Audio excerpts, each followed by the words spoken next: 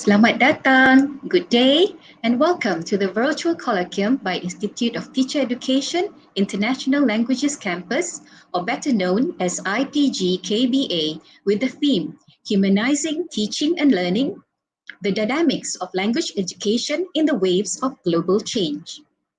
I'm Hakima, your moderator for today's session. Welcome to the first session of our virtual colloquium, and I hope you will stay tuned till the end of this session. Today, we have a very special speaker from University Technology Malaysia, a public university in the southern region of West Malaysia. Before we get to know further, let me lay out a few housekeeping matters. First, everyone who attends to this webinar series will be given an e-certificate after each session. Therefore, don't forget to register yourself now and make sure to type accurately your email address. The registration link is pinned at the bottom of this YouTube channel. Second, we would love to hear from you during today's presentation. If you have any question for our speaker, please feel free to send it through the chat box. The speaker will be answering questions from time to time or at the end of the session.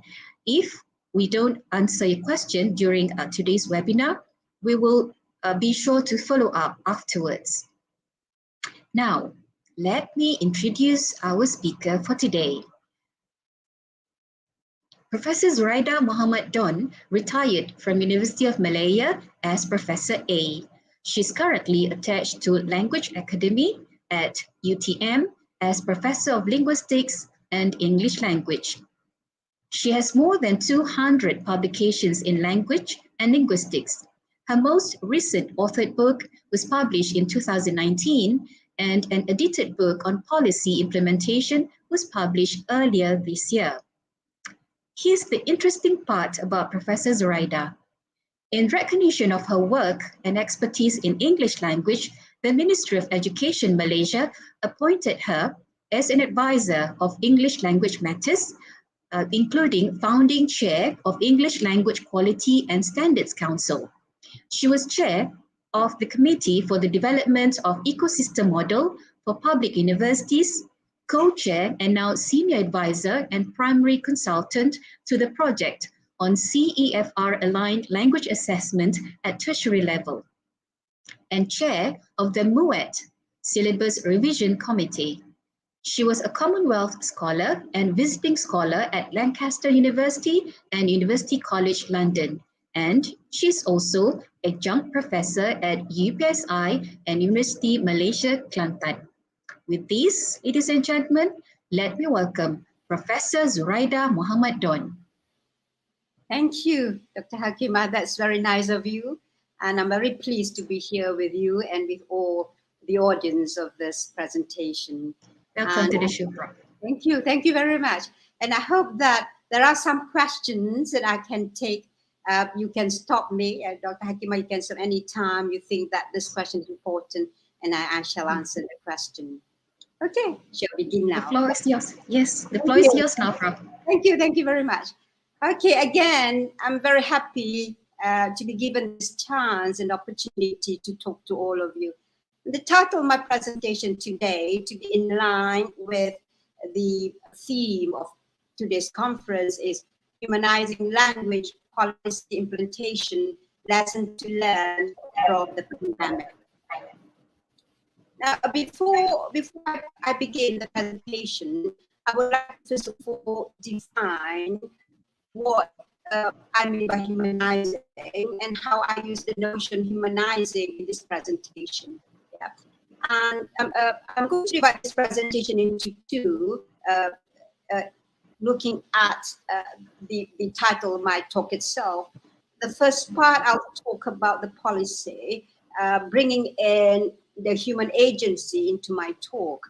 And the second, I'll talk about the COVID-19 pandemic and how it has affected and will affect us in the future. Yep. First of all, let us go to the second slide, please. Second slide, yeah, after the introduction. Okay, that's good. Now, just to give a quick background to this presentation. I'm going to talk about, of course, the pandemic, the impact of COVID-19 pandemic on education. And we cannot but accept that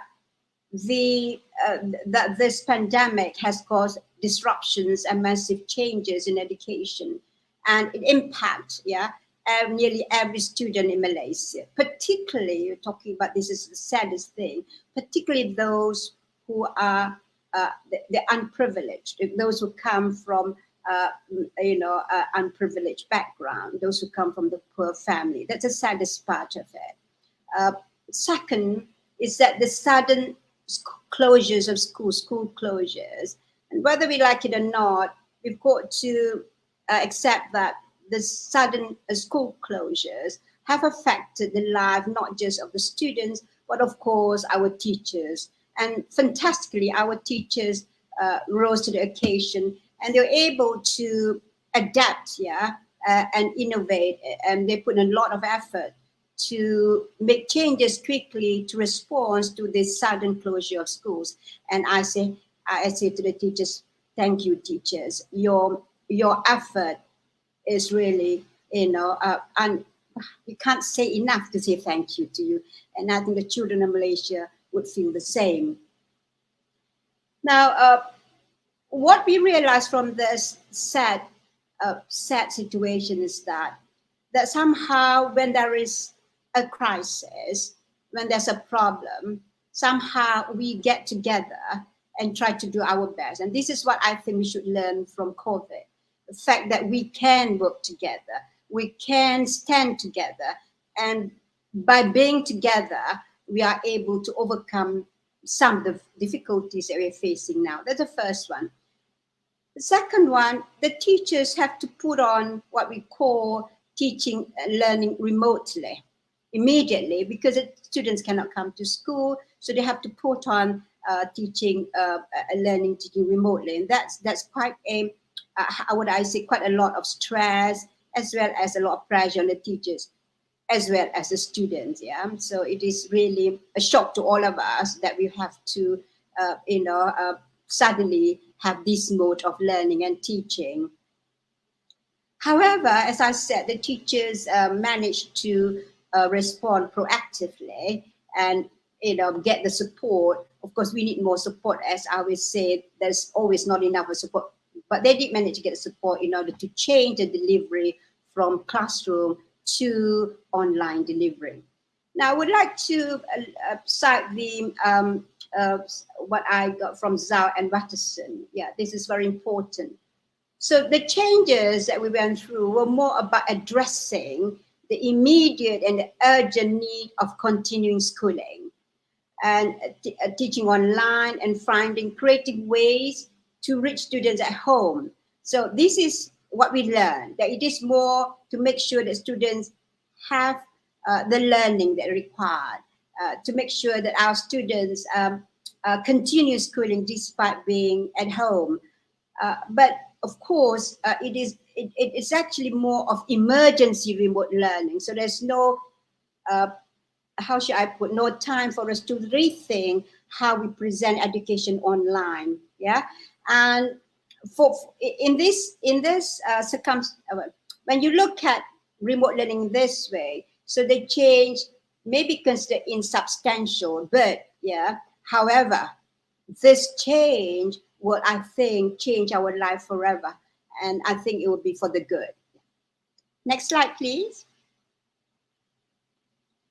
Now, one thing we have to accept is that whether we like it or not, this change have affected policy implementation as well. If teachers do remember, and I'm sure RPGM lecturers as well, that we are now in the midst of implementing the English language education policy, which is written in the roadmap.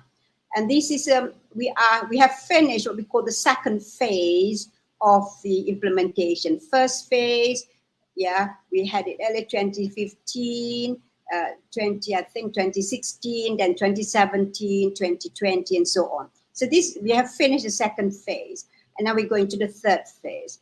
what is very important is that I think all of us, and talking about humanizing the change, that we as teachers, we as educators, even we at the level of decision making, the decision makers, we must not be set in our ways. We've got to adapt, we've got to change. And one important thing we must remember, it is not for us, it is for our students, particularly for those students who are in the kampong there, who have no access to online learning, who do not have the software and the tools that they need in order to, in order to learn. Yeah. So this is for me and for all of us. I think we have to look at ourselves now and see how we can change in order to accommodate the change caused by COVID-19. Now, one thing I'd like to also say is that when we talk about educational change must respect. I always tell people that when you have educational change, we must make sure that the change, what we call that, must be taken in compassionate, generous, and nurturing ways. So, and the most important for any change is a care for the individual, so that the change is becomes a genuine core value. Because the change is not just about change at a superficial level. It has to become a genuine core value, which means that all of us need to be involved in the change and need to understand why we're changing so that we can accept it and help our students to move on. Next, please. Now, this planning, as I said before, if you look at the Green Book, that's the roadmap. And of course, that is our MEB, yeah? And when we are talking about policy itself, the policy, so we started the policy in 2016, actually. 15 is when we produced a roadmap. Never did we think or imagine that there was going to be a massive a pandemic of this nature. So we didn't plan for how we're going to address this, because we thought it's going to be, just implementing itself. And we must remember, those of you who are in policy, implementation of policy is one of the most difficult things that one can do. Coming up with a document is difficult enough, but that's nothing compared to implementation, yeah? Because implementation involves us, we as implementers, teachers. These are the ones who are going to implement. If we cannot capture the heart of teachers, there's no way we can succeed. We have to capture the heart. We have to work with teachers. We have to understand them, and we hope that teachers will also understand us, because all of us have the same goal. Our goal is to make our students succeed in their learning, in our context, in the learning of English, and then give them a chance to continue their life, and hopefully they will get a good job, particularly in this borderless community society where, with internet and so on, globalization is within our environment itself. We don't have to say, oh no, you don't have to travel to be aware of globalization. The most important thing is that when we implement, we always look at past reform and know that success or failure of an implement depending on the people, the human agency. That's why I call it humanizing. Where are the human selves that are going to help us to implement this? Remember, these are for our children. Yeah, how are we going to help our children? And now with the COVID, with the COVID pandemic, we have an added, I would say, not to say problem, a challenge, yeah, where we have to see how now with COVID, how do we move forward in order to make sure that the policy is implemented. More importantly, that our children are given the kind of English they require in order to communicate. Now, let me just give you a little bit about the policy itself, because sometimes people tend to make the policy sounds very difficult. Actually, it's quite straightforward. The policy is very simple. The aim of the policy is to enable our students to communicate in writing, in speaking, in listening and reading. These are the types of skills. In order to enable them to develop and be able to give them a chance to get a good job. That's all. Nothing difficult about that. I learned this when I was in England, 1985, 1983. I was doing my master, I think 1981 or 82. 81, I was still at UN. 84, I think. That's it. And why CFR? The CFR just gives what we call the standards. What it means is that like for example, I always tell people when we ask each other, okay, so tell me about yourself. Oh, he's an elementary learner. Tell me about this elementary learner, your learner. You can't. What is elementary? What is intermediate? What is advanced? What the CFR gave us is a tool to describe what students can do at A1, what students can do at A2, in speaking, listening, reading, and writing, what students can do at B1, B2, until C1, of course, C2. Yeah, it gives us that. So because it gives us that, we are able to find a book that can help the students reach that level.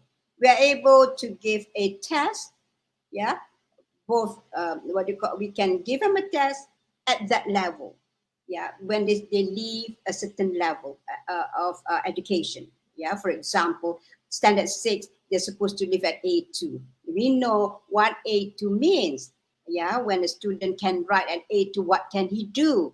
What can a student do at A2 to write? And what can he listen? What can he read? What can he say at A2? So these are all what I call descriptors, which are according to what students can do. Very performance descriptors to help teachers and help us and to help students to know where they are and how they can move forward. So in that way, it's positive. Yeah, it's positive in that way. Now, the problem is that, you see, when we come out policy, I would call challenges. We've got challenges. Policy have to be implemented according to certain stages. So we have finished with phase 1. We've gone to phase 2. Now we are in phase 3. Another thing is that a challenge is that policy needs to be designed. Well, we have designed the policy, so that's not a problem for us now. Yeah, you have to design the policy. You have to come with a plan so that this policy is implemented. We have that, no problem at all. And the policy, unfortunately for policy is often determined by events. COVID is the event. Yeah, COVID is the event. So we have to write another document for sustainability of a policy, okay? And of course, the policies are often direct or indirect. So we go on, can we go on to the next one? Yeah, I have to be a little bit quick here. Go on, please. Next slide, please. Okay. That's the distinct stages if I talk about this now. Yeah. So we have the baseline study and we have these 3 stages, phase 1, phase 2. Now we are in phase 3. Yeah. And we are supposed to have what we call 2021, the impact study, to see whether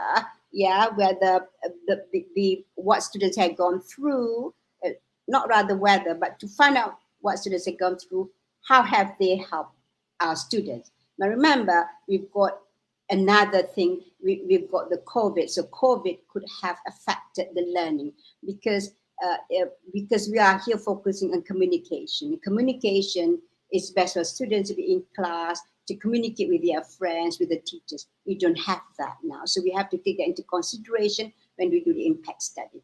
Let me go on now to the next slide, please. Next slide, please. Yeah. So, okay. Yes.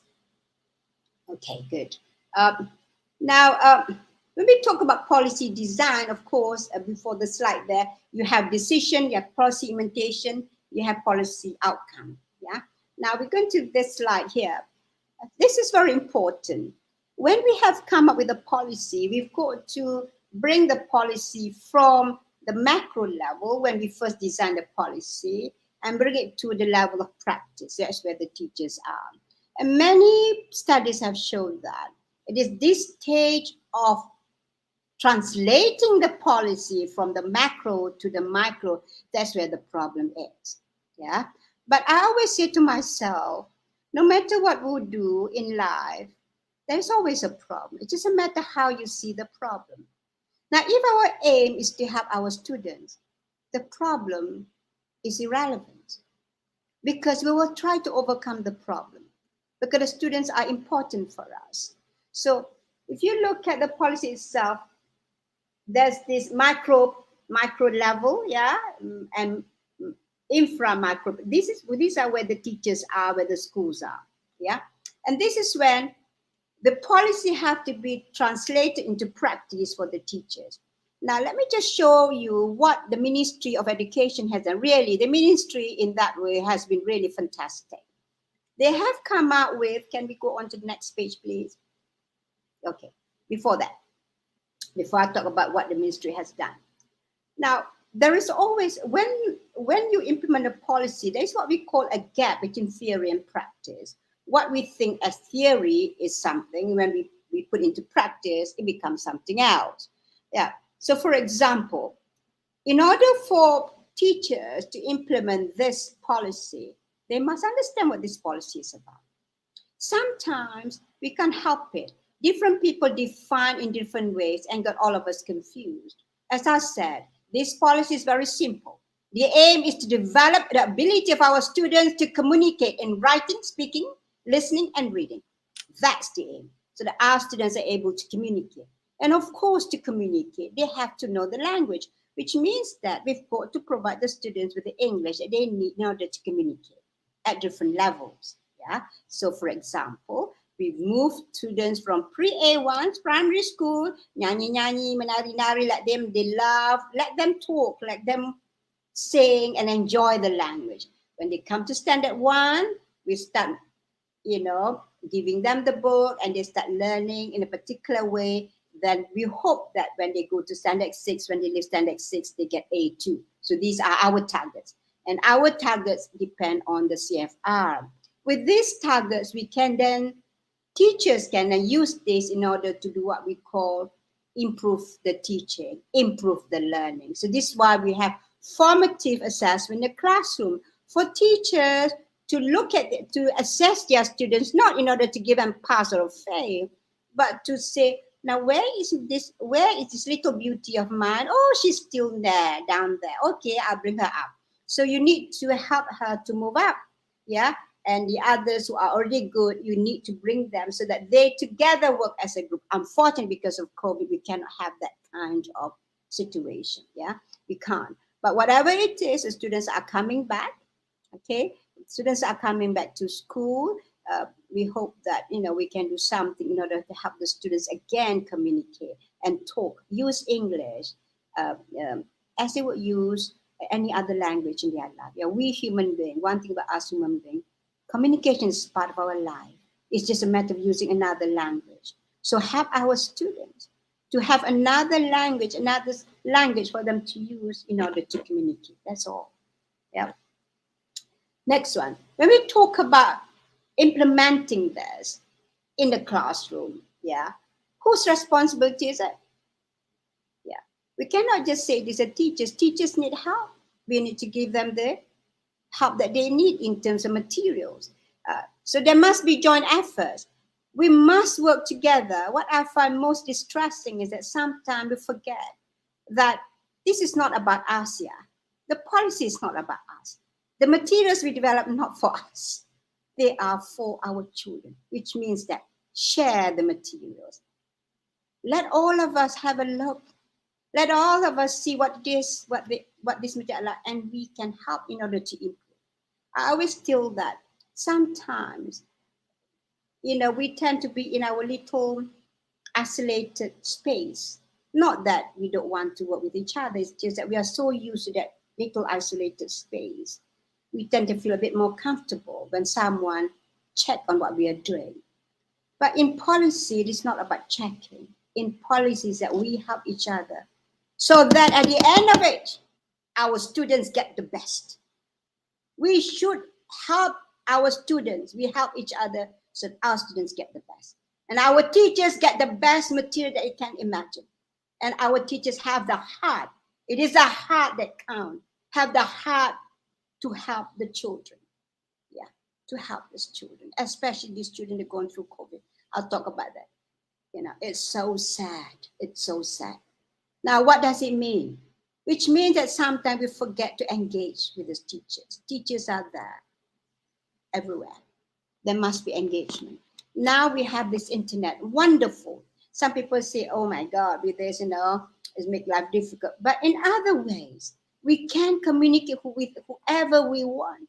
We can organize talk without having to spend so much money.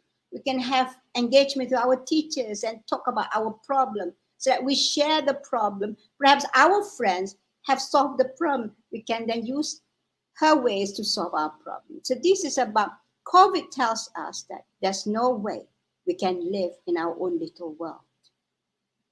There's no way we can live in isolation because we have to work together in order to save our future for our children.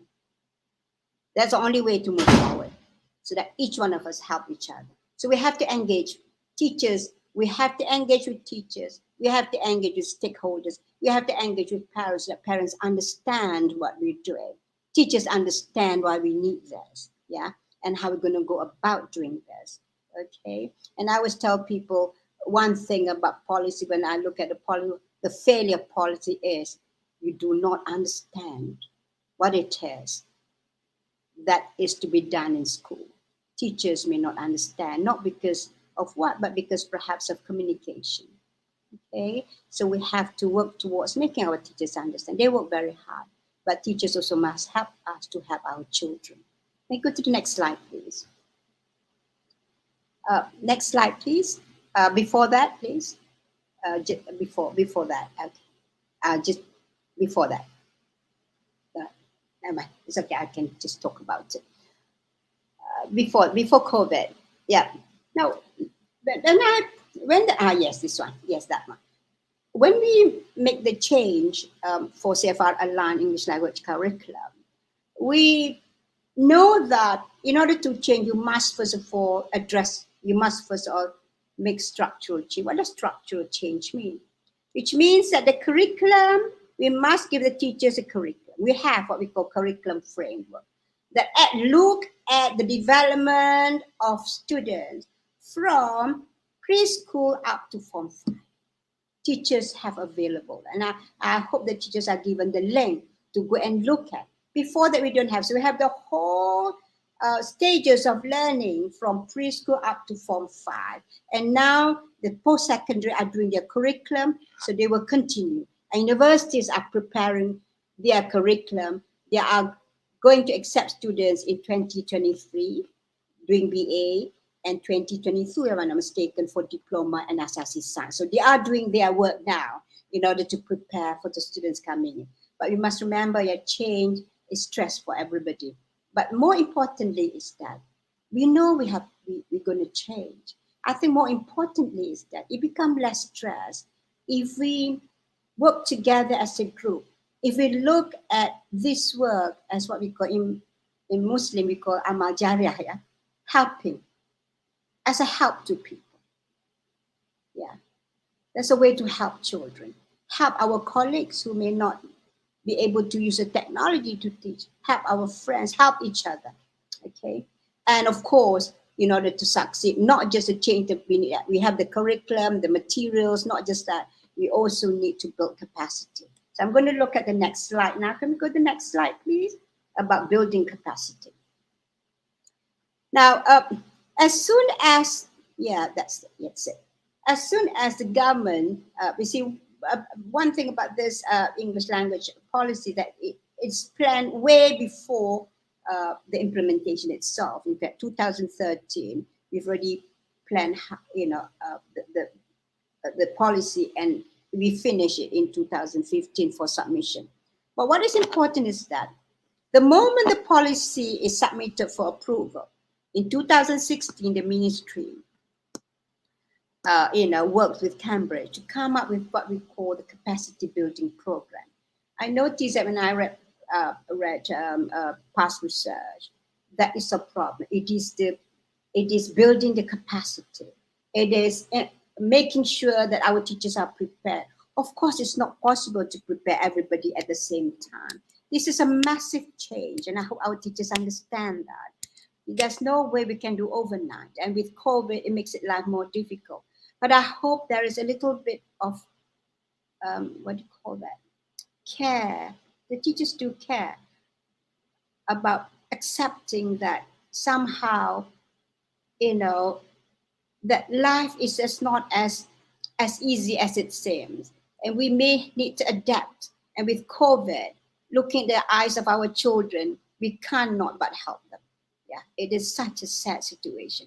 So what I'm saying is that this capacity building program, which the ministry has come up, it's fantastic, from 2016 to 2020.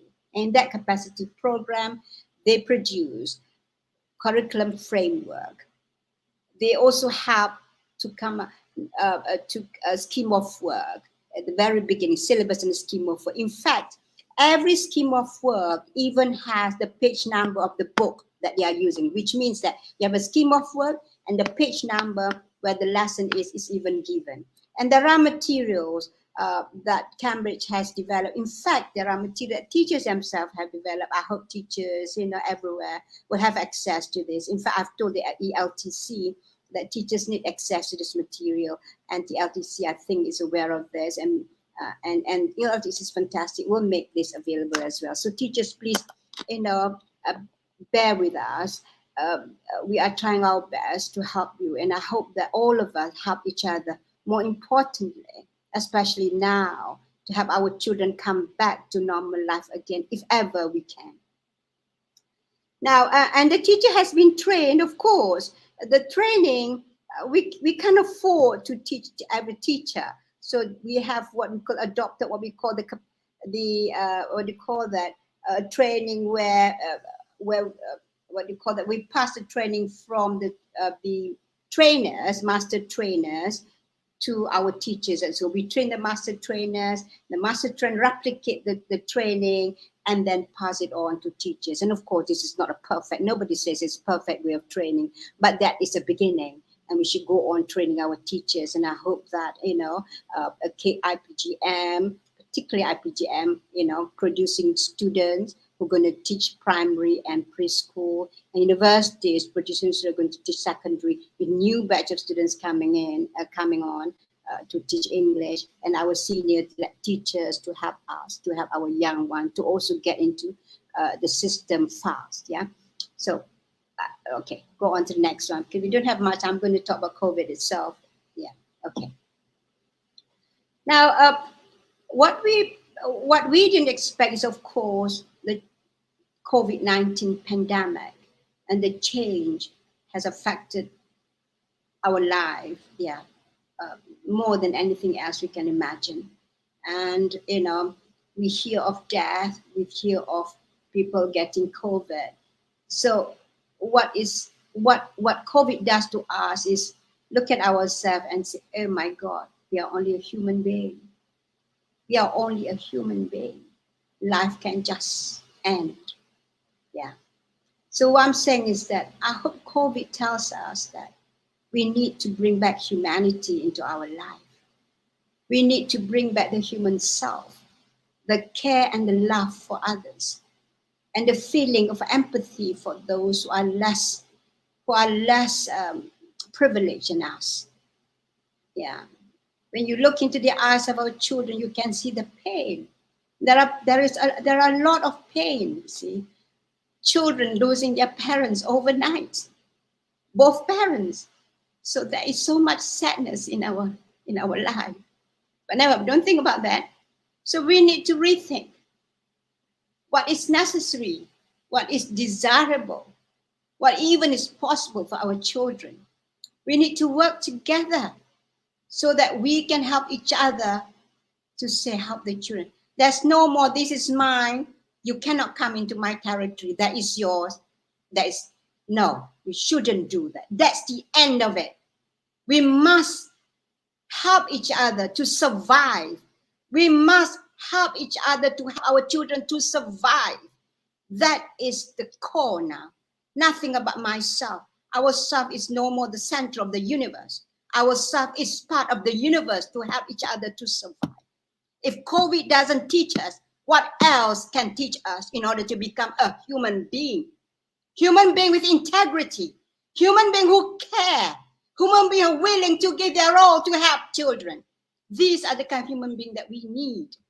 Yeah? These are the kind of human that will save us, save our nation, save our people, and save our children. Yeah?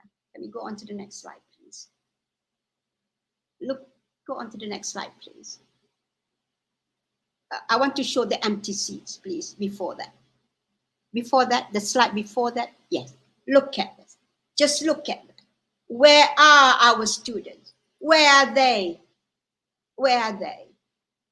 They're at home. What are they doing there? This is where humanizing education becomes essential. How do you humanize education? How do you humanize it? One is look at every single person as a human being. Look at every single person as what you look at yourself. Make us realize that we are here for a short while to stay. Life is so short. Spend our life to help others to succeed, to reduce some of their difficulty and problems. Can we go to the next slide, please?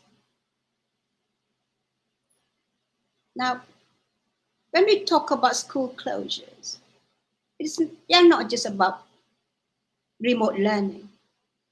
It is about remote learning during a pandemic. There's a difference here. There's a difference. Remote learning is something else, but remote learning during a pandemic is something else. When your children come back to school, look into their eyes, look into the pain of losing their loved ones. Now, in this context, students may come back full of anxiety. Students may come back full of fear and isolation. And for English, one thing about English is that you can talk about anything. You can talk about anything. For children who are in primary school, they should talk about themselves, about themselves, their situation. They may not have the language, but they can talk about themselves, their sisters, their siblings, their friends. So bring that into the class. Talk about themselves. And for A2 students, yes, you're right. We need to be flexible. Yeah, I have the word flexible as well. Yeah, you need to select what you teach, what is in the curriculum. Yes, allow for flexibility. Yeah, you do that. It is important, first of all, to make the student to make the environment to be less impersonal. So you can talk about the self. Our children come in, but ask them about their, about their life, whatever. It may be a sad situation, but it is, if we can talk to each other and support them and use that as a topic for your teaching so that we bring back the human self into our class. You need to check the students whether they are coping. I don't know how you're going to do that, but I'm sure teachers are fantastic. Yeah. Allow students opportunity to connect with one another. Yeah. I'm not sure whether they have phones, whatever, how we're going to do that. But I'm sure teachers can try to do something of that nature. But make sure there are opportunities for them to be in contact. Yeah, I'll take out the question afterwards. Yeah, that's a very good one. We go on to the next one. Yeah, next slide, please. Next slide. Yeah. Now, just before that, please. Okay. Now, when we talk about online learning, there is of what we call digital divide. Yeah. There is inequity, whether we like it or not. There is inequity because the poor may not have, first of all, is there connectivity? Next, whether they have the computers, whatever we need in order to help them so that they have access to learning. Yeah. And I think I bring in the word notion of flexibility. Yeah, because yes, flexibility. This is also flexibility also in relation to what the students so far, when they come back to school, you would know at what level they are, at what level they are at. So teachers need to be flexible.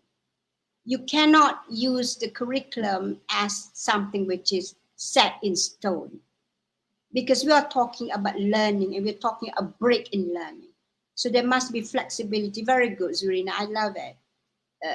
Flexibility. More importantly is, how do you do that? How do you make your lesson? How do you bring in what they need to know and leave out what is not necessary into your classroom?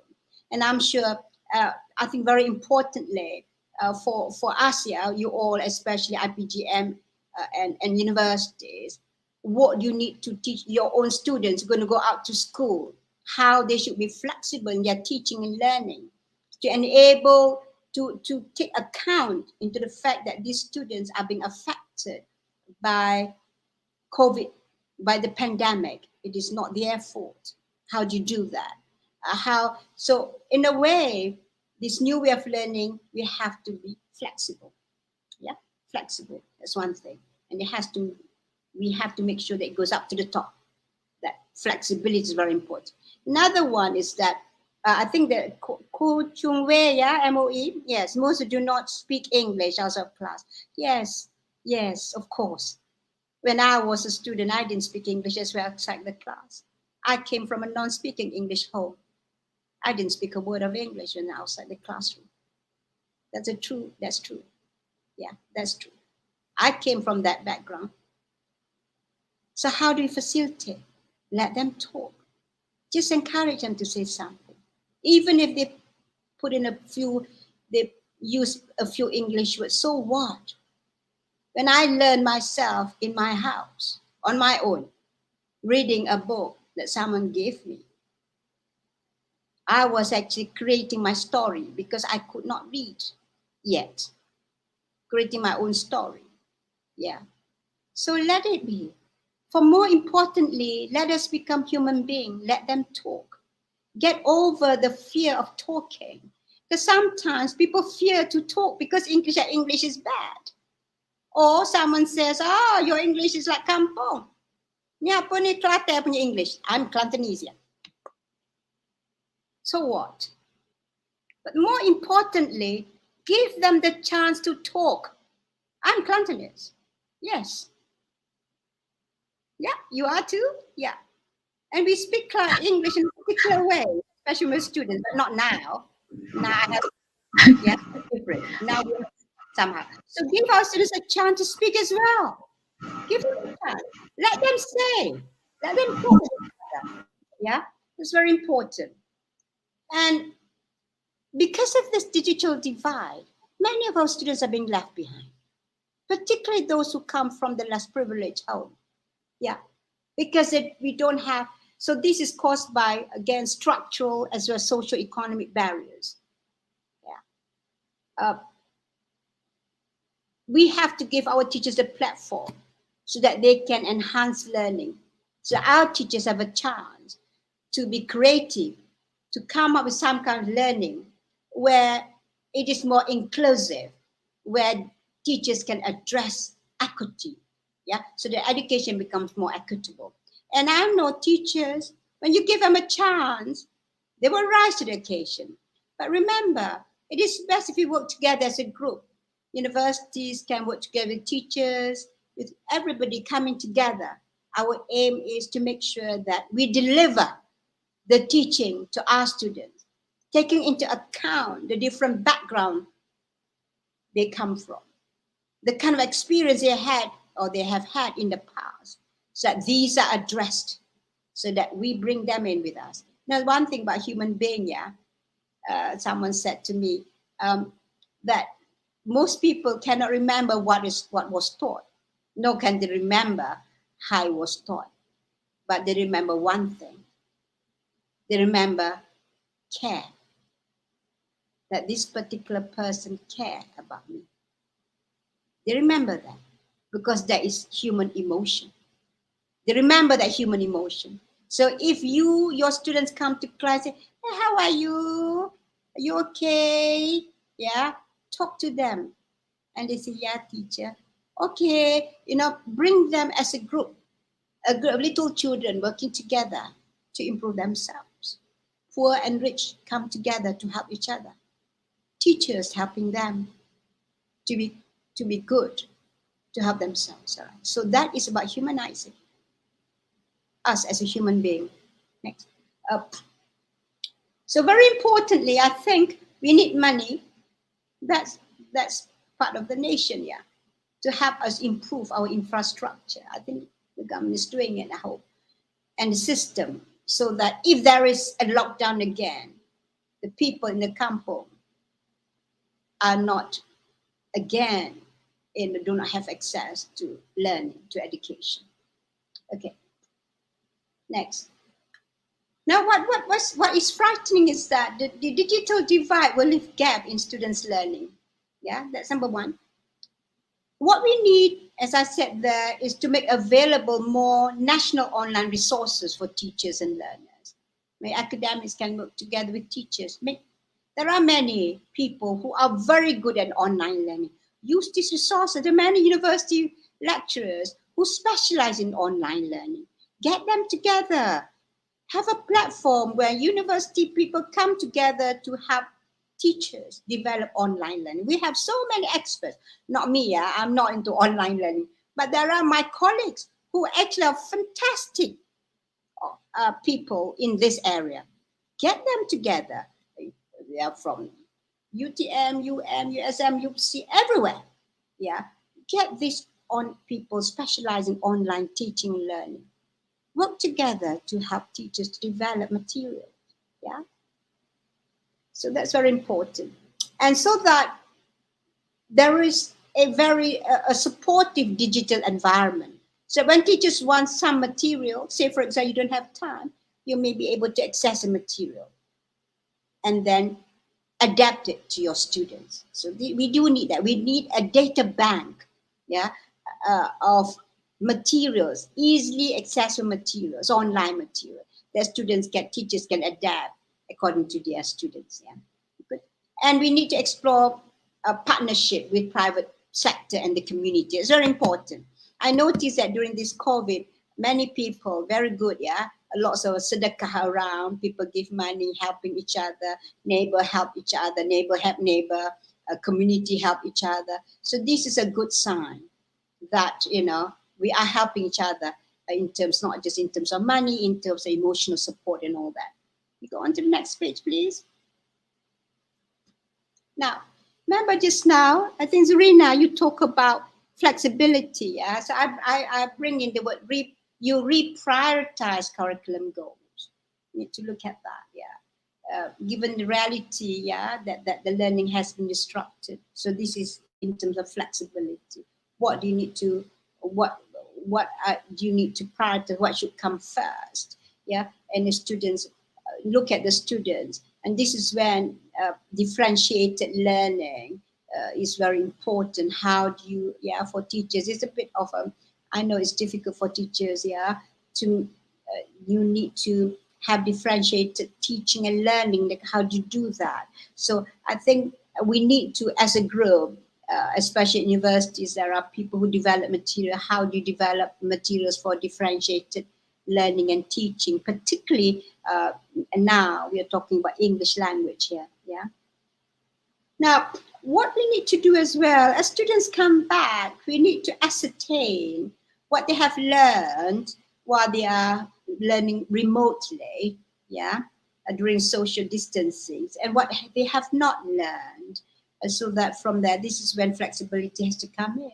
So we need to, focus on what they need to learn and what they need further on to learn.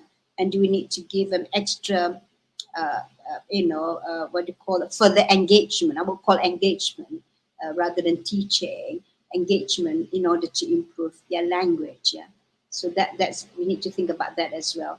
And the curriculum should be more flexible, as I said. Yeah, that's a good point, Zuraidah, you raised that. Be more flexible and less restrictive. It should consist of essential knowledge and skills. Particularly, we are talking about, say, for example, students in standard 6, but then they should get A2. But let's say they are not there yet, it doesn't matter. But make sure that they should have what we call that a minimal suite of essential knowledge and skills. Yeah, because sometimes some students may not develop fast enough, but somehow there are some students who develop faster when they're in secondary school. So that is something it's difficult for us to understand that. But some students, they are late bloomer, they develop late, and they develop as when they are older, they seem to be, what do you call that, developing at a faster rate than others, and they may be able to catch up. And very importantly as well, you need to identify what are the most basic competencies that need to learn for English. Yeah, what do they need to do? What can they do at this level in terms of listening? What can they do in terms of writing? So, for example, in standard 2, what do you expect them to do in terms of writing? They can't write yet. It's okay, no problem. Let them learn how to write. Yeah, because in this time they may not be learning, and there's a lot of sadness in their life. Learning become the last thing they want to do. Yeah, remember, yes, it's so sad that learning is not important anymore. When you have so much distress and sadness in your life, learning is no more important. Yeah. So we go to the next slide, please. Have a bit more time. Yeah, just the next slide. We go. Next slide, please. Yeah, this humanizing pedagogy. That it should be student-centered. It should be inquiry-based. Should be authentic. Before that, it should focus. Listen with our heart. Yeah, with our heart. Yeah, that's very important. Listen to our students with our heart, not just with our ears. Listen to them. Yeah, and connect emotionally with your student. Show compassion. Help students to develop ability to deal with the unknown and uncertainty. Yeah. I know it's very difficult for teachers because you have so many students, but perhaps you can take turns to check on our students. So you can form a group so that you can take turns to talk to your students and find out how they are, just to show how we care. Next slide, please. This is where some people say you do Maslow before you do Bloom. People, education will say, oh, but what is important here is that because of the traumatic experience of some of our students, we may need to attend to their emotional need, to their emotional well-being. Yeah, you cannot just focusing on academic achievement. We need to also look at their well-being. Is our student okay? Are our students okay? How are they coping? Do they have food? Have they got basic need? Do the student and their family feel safe and secure? Do our students have a sense of belonging? Have they got have they got friends? Do they have family? That's so we can make the student feel part of the class. The class is a community. You have members of the class, all little children in the class. They are a member of the community, and teachers are a member of teaching community, working together with students in order to help them. Yeah, and how is our student self-esteem? That's very important. Yeah. How do they see themselves? Are they positive about themselves? Do they have a confidence to face challenges? Yeah. And are they ready in a position to learn? Which means that we have to address all the one at the bottom first, so that they have self-actualization, that they're ready to learn. But the one at the bottom have to be addressed first. Yeah. We go to the next one. Next slide, please. So next slide, please. That's okay. Next slide. Yeah. Moving teachers, support for teachers, and teachers need to support, to be supported. When people talk about online, technology alone cannot guarantee good learning outcome. I always tell people sometimes technology is not a big, technology is just technology, but it enables you to teach online. At least you can give your students learning. What more important is us, we as a human self. How do you bring humanity into the teaching of students? Yeah. So teachers need to have the assessment pedagogical skills to meet students at their level, and in order to implement what we call accelerated curricula and differentiated learning, because they have been left behind. How we do that? Do we need accelerated curricula in the first place, or are we content with just teaching students what they need to know, and perhaps once they are more settled, they becoming normal again? I mean, the community of the classroom community become normal again, like before. Then we can then begin to like we were before. Yeah. Let me go on now. Addressing the problem. Yeah, I have done much. I have just about 4 minutes. I just go quickly. You need to rethink together. We need to rethink together the education. Yeah, what kind of education we actually need. We need to sit down and rethink. There is a massive change, and this is what we call. So when we talk about rethink, we need to engage the stakeholder. There must be stakeholder engagement. We need to talk to teachers, anyone else who are involved, parents, the community, so that we come together as a nation, as a little community, to improve the learning.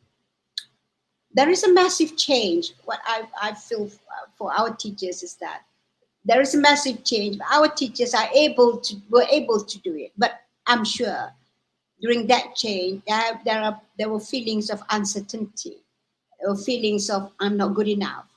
I'm not. You ask me, I always feel inadequate, but I'm in front of the what do you call that? A computer trying to communicate with my students. You know, I always feel, oh my God, will there be no connectivity?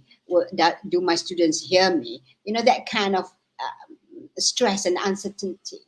That's quite normal. How do we then help each other, especially for senior people like us, ni warga emas ni, susah sikit faham ni komputer. Yeah, tekan butang ni something else, tekan butang ni something. So I was in that state. I was, oh my God, so difficult. But how do we help teachers to be part of that community, so that, you know, they are brought into this new way of teaching, at the same time bringing the human self into the teaching and learning. So there is a change in traditional practice, yeah, whether we like it or not. There is a definite change in traditional practice. What is I think important? You need to look forward, especially those people who specialize in this area, yeah, those people who develop materials online and all that, but work with psychologists, work with teachers, form a community where you have people with different expertise working together, so that the materials that you use, technology is one thing, but learning is another, and caring is another, and making sure that our students get the benefit of our teaching is another. Yeah. So I think we can do this if we work together, which means that, as I put there, reimagine a better English language education with technology. How do we reimagine a better English language education with technology, with the human self coming in to be the focus within that teaching and learning? We go to the next slide, please. Next slide, please. The last slide, I think. Is that last slide? Last slide.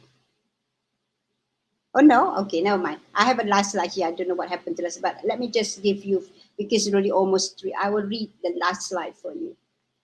Now, as I said before, people may not remember exactly what we did, yeah, or what we said, but our children will always remember how we made them feel. How we make them feel. So if you ask all of us, when we're children, what do you remember most? I can tell you, I remember when my teacher told me, you are good, Zuraidah, even though my English was bad. You are good, Zuraidah. You know, you are good. I said, really? Yes, you are good. Just go on stage and perform your best. Okay? These are the words I remember for the rest of my life. Yeah. And students don't care how much you know. They don't care how much you know, because that's you. Your knowledge is yours until they know how much you care. That's more important. Until your students know how much you care. They don't care about how much you learn. So all of us need to listen, need to think of that. Yeah, think of that. Think of our children as part of ourselves. I'm talking about our students. Think of our friends as part of us, because our friends may also face difficulty. So how do we move forward as citizens of this nation to improve our education system, to implement the English language education policy, so that together we achieve our dream? It is not our dream.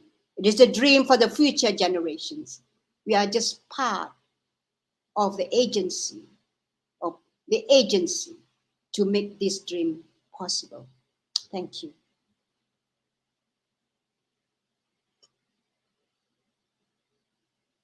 I think that was a very insightful session and sharing from her. And we have actually a few questions, and Prof has also addressed the first two questions. So allow me to recap the first question posted by Zurina Uniza from Uniza. Prof, she spoke about flexibility, and you did address her question about flexibility in teaching and learning. And the second question was posed by Mr. Ko Chung Wei. Yes. Yes. So, Prof, you have also addressed about speaking. How do we facilitate development? And what was the keyword again, Prof, for encouraging speaking? Did I have a keyword? I can't remember now.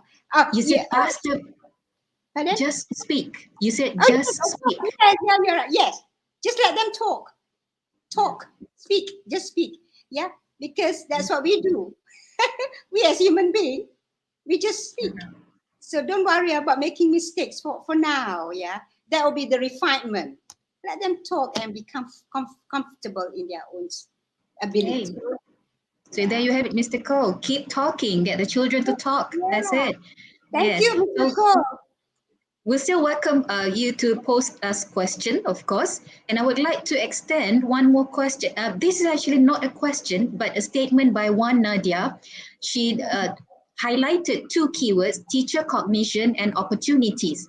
So she believed that these two keywords, cognition and opportunities, could provide insights into the kind of CPDs that teachers need at the moment. So, Prof, what is your comment? Yeah, that's a good idea about teachers' cognition, and also the other one is what she said. Opportunities. Yeah. Yes.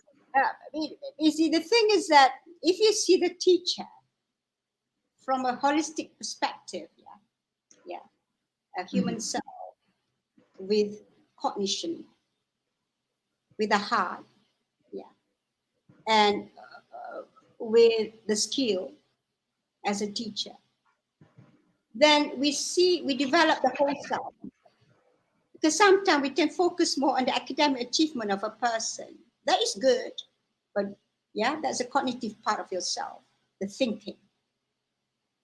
We also need to develop, this is intellectual, we also need to develop the other part of the self, the human part of the self.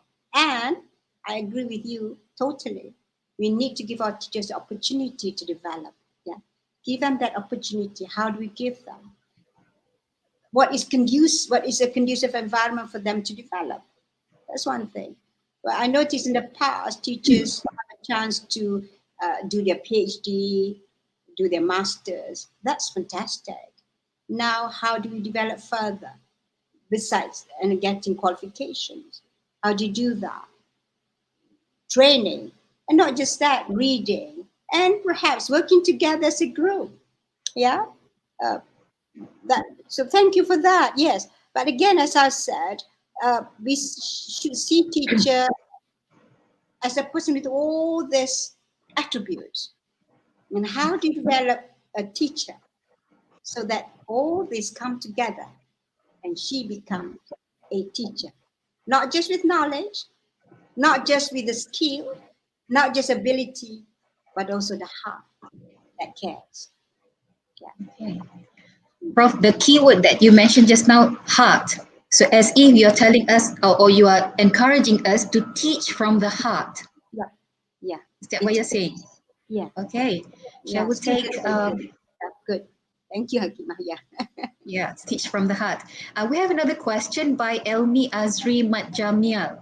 Oh, yeah. Okay. Yes, so yeah, it's in the private chat now. One of the benefits that comes from the pandemic is it accelerates teachers' adoption of teaching Yeah. methods and tools. So teaching methods and tools that is not familiar or used by them before.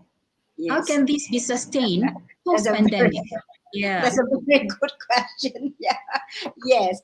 thank you, Yeah. Elmi Azri. Thank you, Elmi. Yeah. For a very good question. Yes, how it can be sustained again? I think we have to tell ourselves there's no way we can go back to the traditional way of teaching. There's no way, which means we have to move forward. What we need to do is that I think if you have a community of teachers in school, or you all need to work together uh, so that, because not everybody likes online. But somehow our teachers, the change from traditional to online was so fast, and they seem to cope with it. Of course, there are a few may not. So how do we go about? So go on practicing, go on doing it. So despite now we are back to normal, we need to continue doing what we have done before. But again, now we have a chance to improve on it, because before that, you all do it. It's called emergency. We call emergency remote learning. What apa-apa patut as soon as students learn, Yeah, that's it. That's a what you call cow or whatever you call it. That's a good attitude. Okay, as our students learn, tak kisah buat. Yeah, but that's when there's an emergency. Now we hopefully go back to normal. So we need to think together what we can do in order to make sure that this is maintained. Yeah, we need to have a plan. Nak kata roadmap, takut orang kata terkejut pula roadmapnya. But what it means, we need to have a plan. Where you are now, as of now, where our things are, move forward. What we need to do together in order for us to make sure that this is sustainable. There must be a plan. Yeah, there must be a plan. So that we have what we call achievement target. Macam student, A to B1, we also have achievement target in terms of online learning teaching. What we have learned, Yes. days like me, I sometimes ask a young one, what button to press? How do I upload? I can't even upload sometimes. And also I need to tick. Ni upload, belajar upload. Okay, Prof Zu, okay, upload dah belajar. So you need to have a tick. But you don't have to feel as you are inadequate. No, because we are learning. I think one thing beautiful about learning is that we have to accept that in learning, we have to accept there's things that we do not know. Tu kena buat tu. Terima dulu. Tak belajar. Tak boleh. Then once you have accepted that, so what? I'm learning. That is positive. You do not know is okay. Every one of us started not know. I didn't start the way I am as I'm now. I have been in the unknown world for a long time. Even now, there's things which I do not know. But more importantly is from the do not know to rangkak. Soon we become, Yeah. And we help others to know as well. Does that answer your question? I hope, Elmi. Yeah. Yeah. Yeah. Yeah. So to the viewers, our viewers out there, I think Professor is also trying to again encourage us to first learn and then unlearn and then relearn. Yeah. It's not something new to the internet citizen, but yeah, people like me, I think I am also the You are young. young at heart. Yeah. So we are still we are still immigrant. So we need to learn and also unlearn. Yeah. Unlearn old things, bad habits, and relearn. Ini unlearn yang susah sikit ni. The unlearn is a bit more difficult because we are so used to doing things our way. Yeah. Okay. Right. So yeah, we have one more. Let me see. There's one. I think for your information, Prof, you have a lot of hearts. The viewers at the moment, we have roughly we have almost 500 viewers at the moment, and the viewers are giving you hearts. They love Oh, your really? session so What much. can I Yes, do? Oh, really? yes, Oh, you'll I get thank hearts. you so Later much. on, you can have a look at it, Prof. Oh, Yeah. thank you so much. You're so Mhm. kind. But love your Yes. children, please. Love your profession, please. All of you love your profession. It is a wonderful profession to be in. Wonderful. We can't make money, but we can produce children. Exactly. So love the children, teach from your heart. That's Yeah. the takeaway that And we work can together. take. Work together. Yeah. And help Yeah. each other, please. Yeah. There's one concern by Muhammad Yeah. Hajazi Abdul Okay. Hamid, Muhammad Hajazi. Yes, So yes. this is in relation to the suggestion by Prof just now. You said get the children to keep talking. So Hajazi mentioned that educators really need to change the students' mindset about speaking in English, because the Yeah. community, there is a tendency for certain community to pandang serong or give one kind of look for students who attempted to speak in English, though in broken English. Comment, Prof. Okay. Now, of course, we can't help that. Yeah. There are people who tend to think, oh, your English is so bad. Now, we can be the change. We can be the agent of change. We teachers. Mm-hmm. What I'm saying is that in the class, you instill in your student this thinking. Tak apa dek, tak apa nak buat salah buat lah asal belajar. That means, it's okay to make mistakes. Everybody makes mistakes, just whether we want to admit or not. But more importantly, it's not okay not to learn. Not okay not to learn. Which means that we have to encourage these children, little children, talk. We have those people who have children, yeah, ada cucu lah. You see, our children, our own little baby, mula-mula pap, they can't speak anything. And then mak punya suka, pandainya anak bercakap, you say. That's me. My child call me mama, but actually the child doesn't call you mama, just you know what I'm saying? So the mother encourages the child. Then the child started papa, panggil papa pula, call papa. Whereas the child just practices the p sound. What I'm saying is that, we have to do that to our children. Talk, please. Let them be confident. Never mind, you make mistake. By making mistake, you like you said, you unlearn and you relearn, and then you get better. So, but more importantly, supportive environment. We want our students to learn, there must be supportive environment. Itu penting for teachers.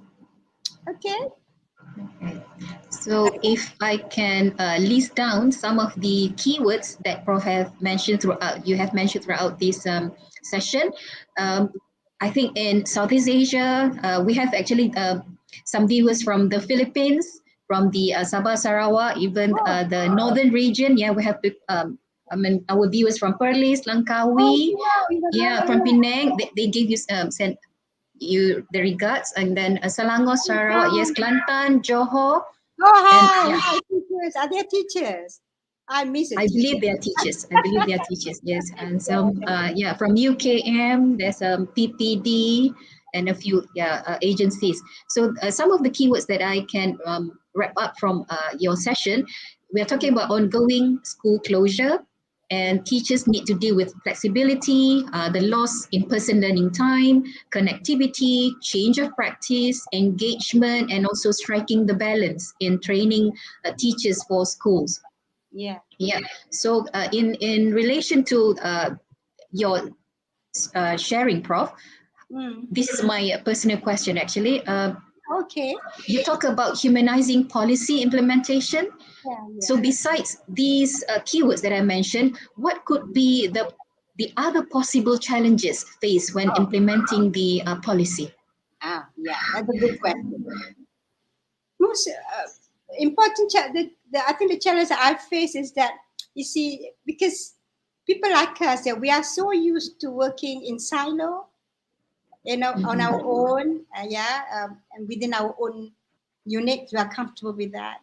So when you have an outsider coming in to be part of that group, you may find it difficult to share. Not because you don't want to share, because as I said, trust. It's about trust, and it's about will I show my weakness? If I show somebody my work, will I then reveal my weakness? You see. So what what I think for policy, for the nation to benefit from the policy, I think we have to get rid of all these uncertainties in us. We are human beings. I understand that. I have that problem when I was young as well. Get rid of that. Then we get rid of that feeling and say we come together, all of us, learning from each other. So even like me, you say, oh, no, don't think me as professor because I'm also learning. Actually, I said to sometimes to my students, I learn a lot from my students and from the younger people, younger academics, because they learn me, they teach me how it is, the difficulty in order to develop. Yeah, because sometimes we take for granted, but we forget that there are people who are developing and they feel inadequate and not confident. So I think we need to get rid of that, the lack of confidence in ourselves. We need to share, and we cannot not let others look at our work, because especially when we want to improve, you see, there must be some sharing and there must be some critical input in order to improve it. I always tell that because not everybody can give critical input, yeah. But if you can have someone to give you the critical input, and from that you all work together as a group to improve, and I think policy can be implemented. And we also must care about our teachers. Now, even teachers complain, don't say, oh, I complain, we learn about kerja. We can't say that, because we need to understand where they come from. Sometimes when we communicate things, we didn't realize our teachers didn't get it. You know what I mean? We communicate, we thought everybody seemed to know. No, we forgot. Oh my goodness, cikgu ni tak dapat. These teachers may not have it. So what we need, so now with online, one thing good about online, we can come online together. If there are problems, discuss online. Tell each other. Yeah, so that we can together improve. I think that's one thing good about online is this. You don't have to pay anything. It's free. Exactly. Yes. But we must have an open mind. We have to have that. You have to have an open mind and allow people to look at your work and work together to be that kind of silo I find a bit difficult to deal with. Okay, thank you very much, Prof. So there's no more question. I presume that most of our viewers now are thanking you, Prof. Thank you. Shall we wrap up? Yes. Yeah, no more question, but they love you so much. They gave you hearts. So this concludes the webinar for today. Thank you for attending this session. We really hope you have learned and enjoyed this presentation. I would also like to thank not only to Professor Zuraidah Muhammad John, our speaker for today. I would also like to express my thank you to Educational Technology Division, Malaysia Ministry of Education Malaysia, for the platform that we are using, and also thank you to our rapporteurs. My viewers out there, please don't forget our next webinar series will be held this coming Thursday, 9th of September. Will be live, brought to you by IPG Campus Bahasa Antarabangsa at 11 a.m. Malaysia time. So till then, thank you very much. Take care, everyone. Thank you. Thank you, viewers. Thank you very much. Thank you, Prof. Thank you. Very good session.